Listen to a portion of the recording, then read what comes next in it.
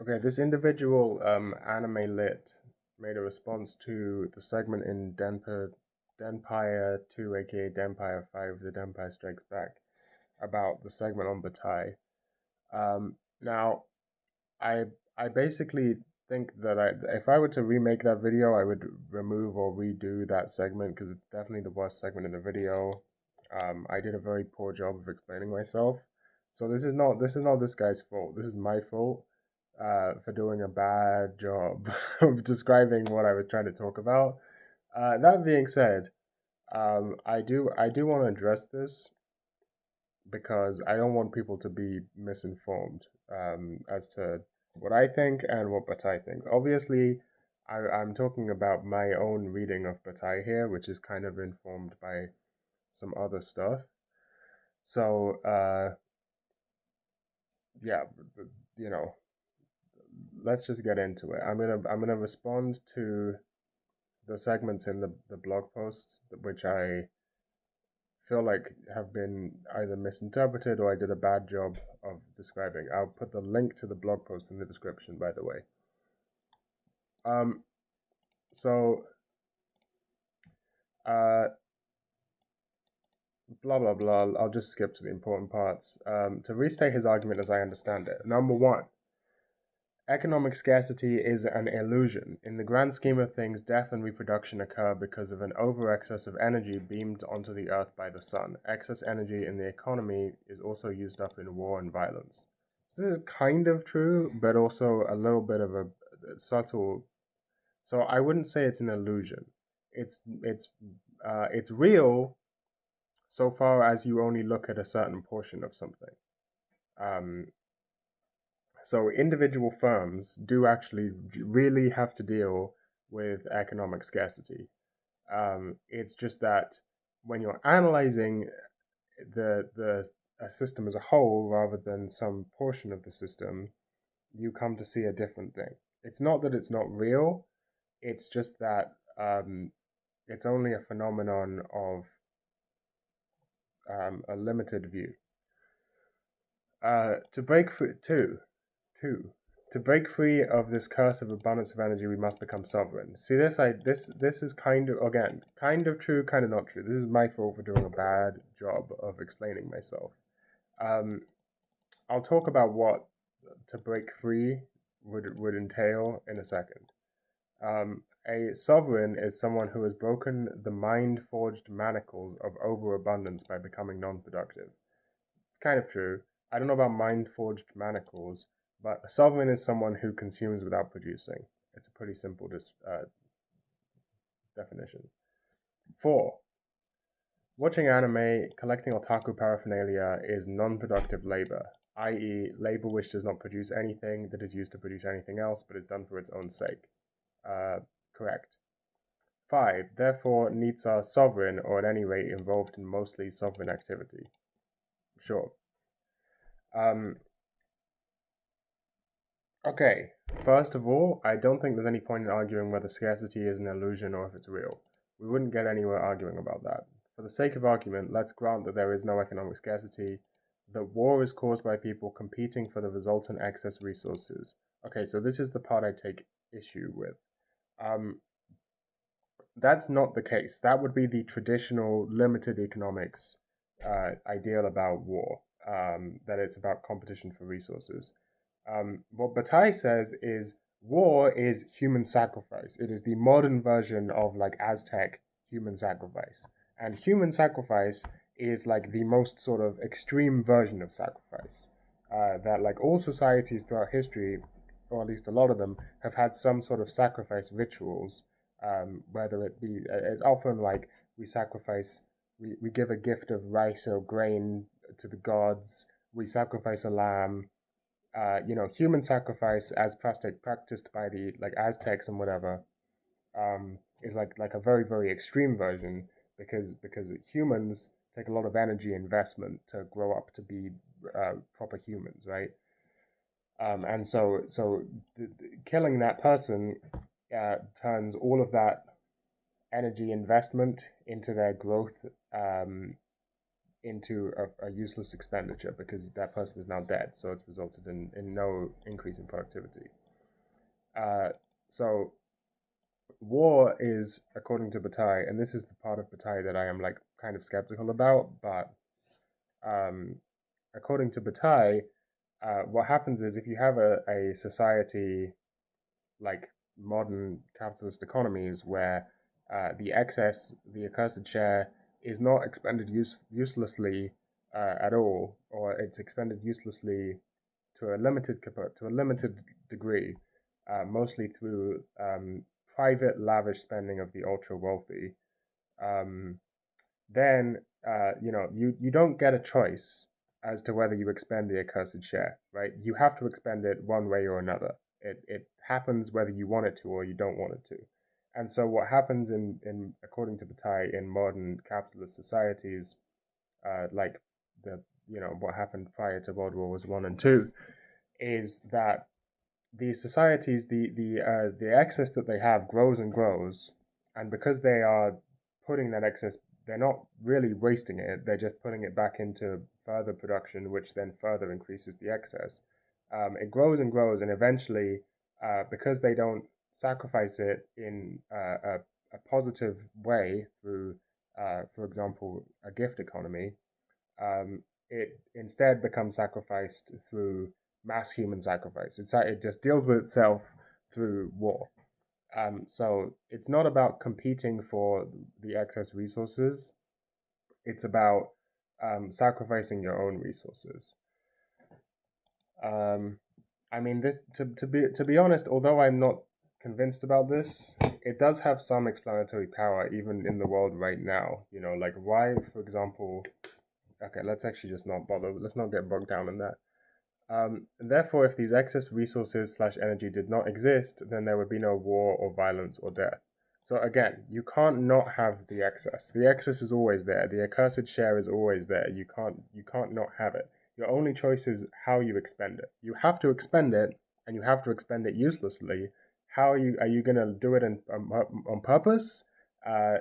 Through like a gift economy or something like that, or some sort of nicer form of sacrifice?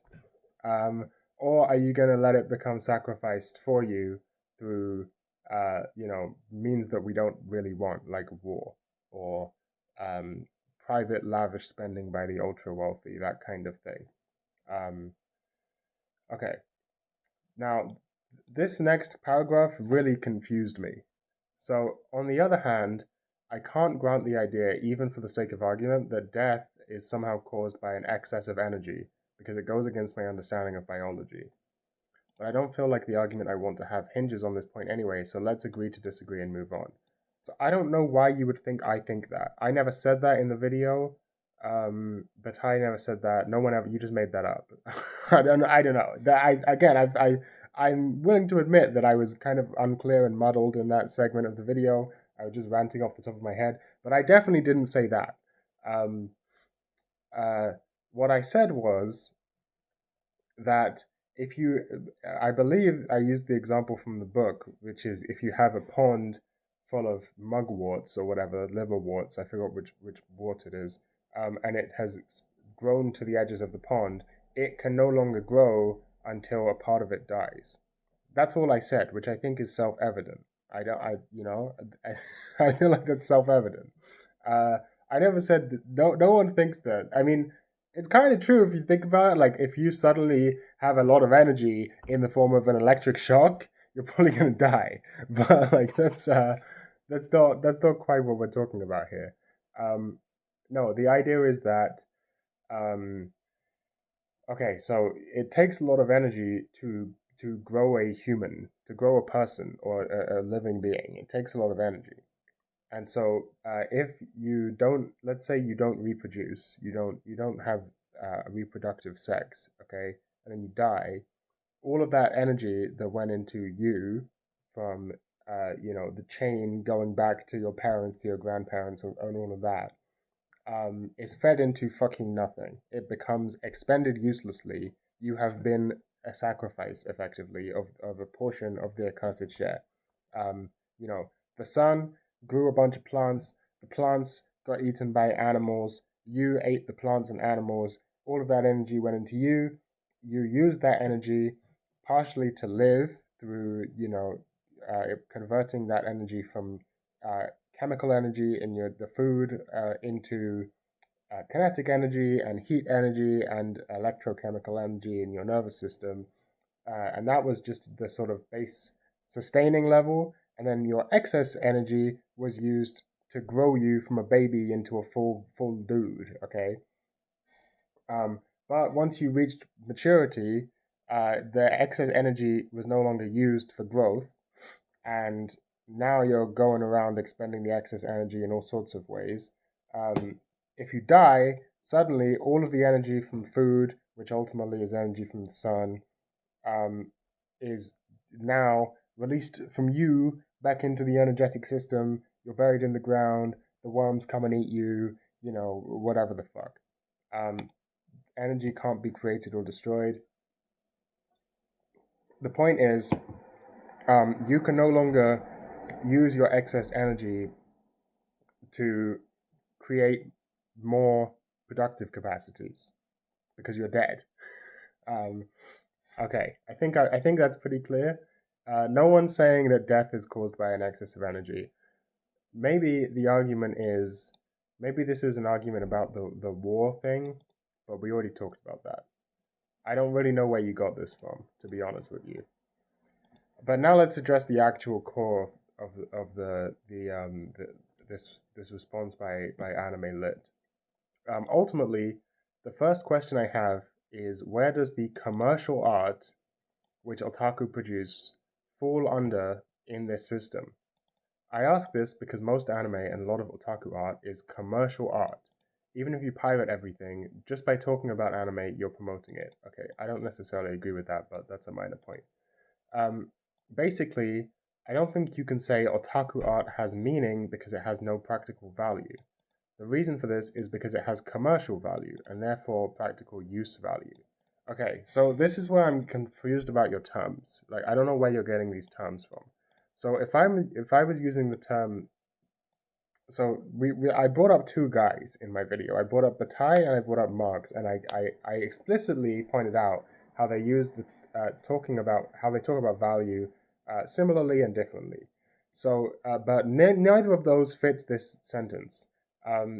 So I'm just gonna go through my own. I'm just gonna back up and talk about my particular mishmash of these two thinkers and my thoughts on it, and maybe I can get to the bottom of this. So according to Marx, there is something called okay. We have concepts about value. We as societies, we appreciate things that are, we look at things and they have some sort of value to us, right? But that value is partially determined by the social form that we exist within. Okay, I feel like this is pretty straightforward so far. And different social forms have different value forms that go along with them. And the capitalist value form is known, or the dominant value form under capitalism is exchange value, which is what you call commercial value. Now, the specific point of Marx mentioning this is to counterpose exchange value against use value. But you say that commercial value is a practical use value. It's not. It's not a practical use value. You can have as much paper money as you want. You can't use it for anything other than commercial exchange. It's not useful for anything other than that. Therefore, it is purely exchange value. It is only useful insofar as it can be exchanged for other things which actually have use value. So I don't know why you said this. I think you've misunderstood something here. Commercial value is not practical use value. These are different. These are clearly distinguished terms. In terms of Bataille, I think what's strange is you seemed to understand this a second ago, and then you've forgotten this.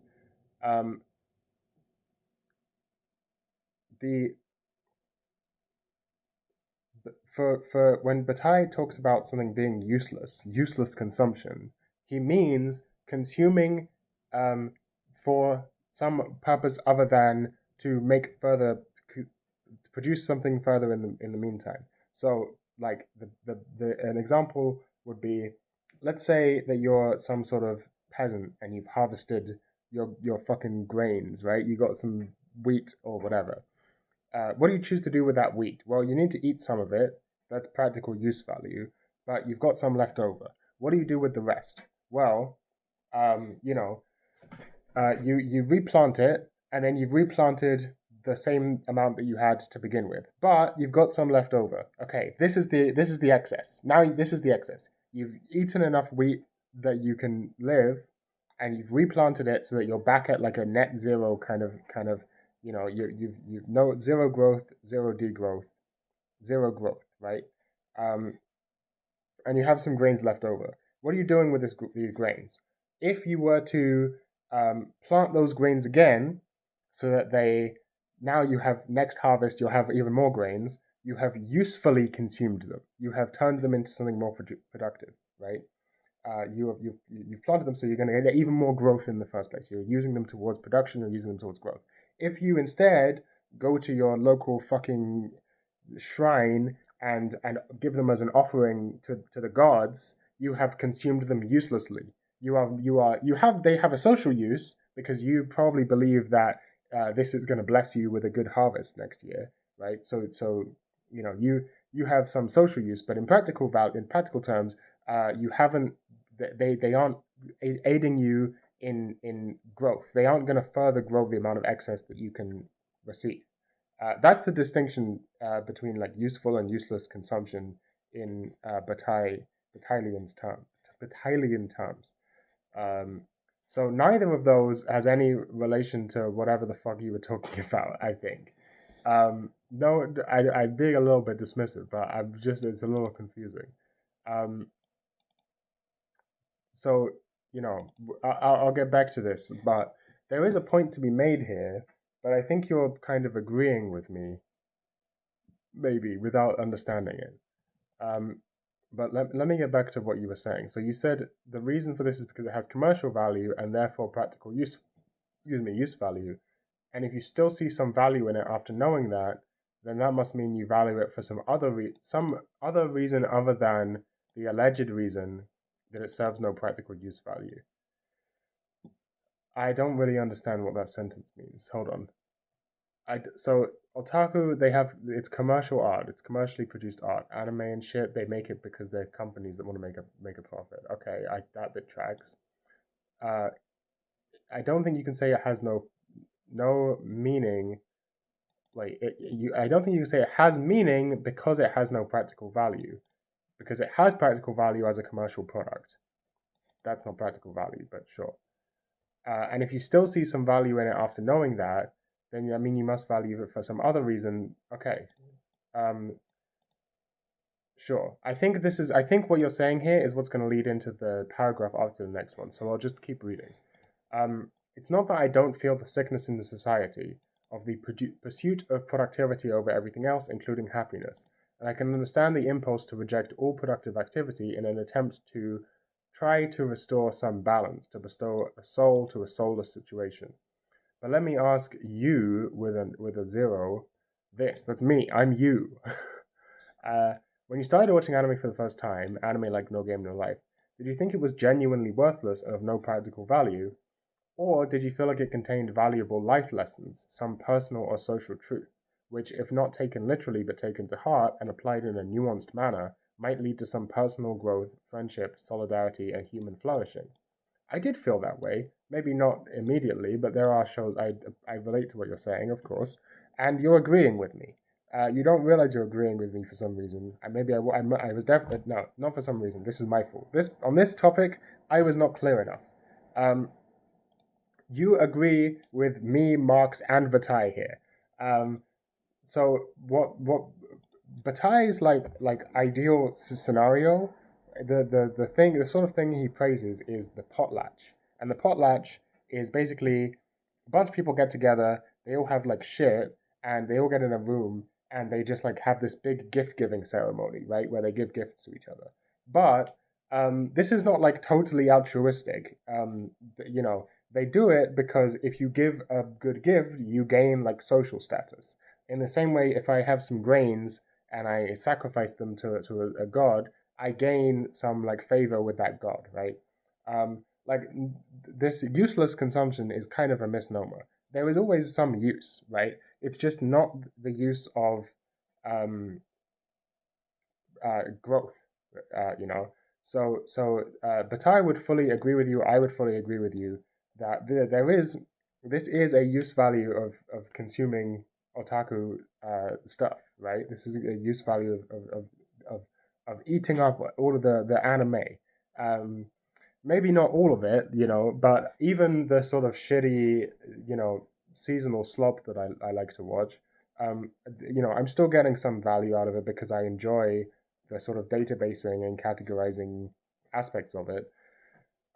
You know, it's not completely valueless. It's just not the value is qualitative rather than quantitative. You know, you can't like put a number. You can't. I can't. I couldn't go around and say, you know, as you said, it might contain valuable life lessons or some personal or social truth. I couldn't say, hmm, I really enjoyed No Game, No Life. It contained 5 social truth. Like, it wouldn't make any sense to quantify it because it's purely qualitative. Um, uh, you know, unfortunately, capitalism, the capitalist value form, I should say, is purely quantitative. It only deals in prices and wages and numbers and shit like that, right? Which doesn't encapsulate that like the totality of what value can be, as you're pointing out. Um, so you know, you already mentioned this. What I'm confused about is you already mentioned this, and then you sort of forgot about it. You said that watching anime is non-productive labor, and then you specifically pointed out that that means labor which does not produce anything that is used to produce anything else, but is done for its own sake, which was your number 4 earlier. But then you seem to have forgotten that when you got to writing this paragraph. Like, yeah, that's the point. That's what I'm saying. That's the whole thing I'm saying. I'm saying there is stuff that is not accounted for through traditional or not traditional, but through capitalist value forms. This is the Marx part of the argument, and the Bataille part of the argument is um, this is not productive. It's not productive consumption. It's not productive labor. It's not productive anything. But that doesn't mean it's not good. It's actually is good. It's great. That stuff is useful. Um, Even in its uselessness from a sort of objective economics viewpoint, right? This is why this whole thing is being sort of couched in economic language as general economy. You know, um, the sort of bog standard economics language of like, is this product useful? Is this product valuable? Which is all dealing in quantifiable metrics, doesn't capture stuff like this. That is the point. Um, and perhaps, if that is the case, then maybe, as you said, the fact that all of this, you know, a lot of this is commercial art might not fit properly. Perhaps you know what I'm saying? Okay. It's honestly a pretty boring, bog standard like anti-capitalist argument. Okay, so finally, as an aside, let me also say that I don't believe that true sovereignty is possible without a minimal amount of productivity. I'm not asking for something unrealistic like taking the means of production into your own hands or to tie all of your self worth to productive activities, but it just basically doesn't seem to be sustainable to have a growing community in a country to lead some sort of destitute, aristocratic, neat existence without neat existence reading doujinshi and finding the holy in the profane. I agree, of course. I don't think I asked for that. Um, so um, the sovereign in Bataille, I think I did a poor job explaining this in the video. The sovereign is kind of a more Nietzschean idea, and it's a little more about personal social development. A little bit. It's kind of like it's actually almost exactly about what you were talking about earlier in this article. So you said, you know, the pursuit of productivity, you called the pursuit of productivity over everything else a sickness in society. This is pretty much the only thing that this is what I'm saying, and or rather what Bataille is saying, is he's just warning against that. He's warning against that specifically. He's saying this pursuit of productivity over everything else is not going to make you happy. It's not going to make you fulfilled. It's not going to improve society. Uh, like you might be sitting there thinking to yourself, well, I got to rise and grind. Maybe you're sitting there because you're thinking this is going to make me feel fulfilled. It's not. Or maybe you're sitting there thinking, I got to rise and grind and pursue productivity over everything else, including happiness. Maybe even if it makes me miserable, because it's good for society as a whole, if we're all hard workers and super productive. Bataille is saying that's not the case either. That's all this is. It's kind of a warning against that kind of attitude. What Bataille actually wants from us, from like a society-wide viewpoint, not just like individuals, but the sort of social form that Bataille argues for, is basically a gift economy, a potlatch. Effectively a society of zero growth. Yeah, that's pretty much it. But no, that's not the important point, whether it's practical, that is. No, I have already made the important point. I don't know which part was the important point. I don't really understand. I feel like you're arguing against something else. I admit that I did a poor job in the video of explaining any of this. So it's definitely my fault. It's definitely not your fault. You said at the beginning you haven't read Bataille. So if you're getting this all from me, that clearly means I did a bad job. So like I'm taking responsibility here. This was my fault for doing a bad job. And if I could go back, I would redo that segment or maybe take it out of the video entirely. But yeah, you're not actually arguing against anything. In fact, you mostly seem to be agreeing with me. This fact that the sorts of value you're gaining are not productive forms of value is exactly the point. That is exactly what I'm saying too. And the fact that the commerciality of otaku art and portions of otaku culture can undermine that desirable aspect is what I'm problematizing. Okay, but I feel like I've addressed everything.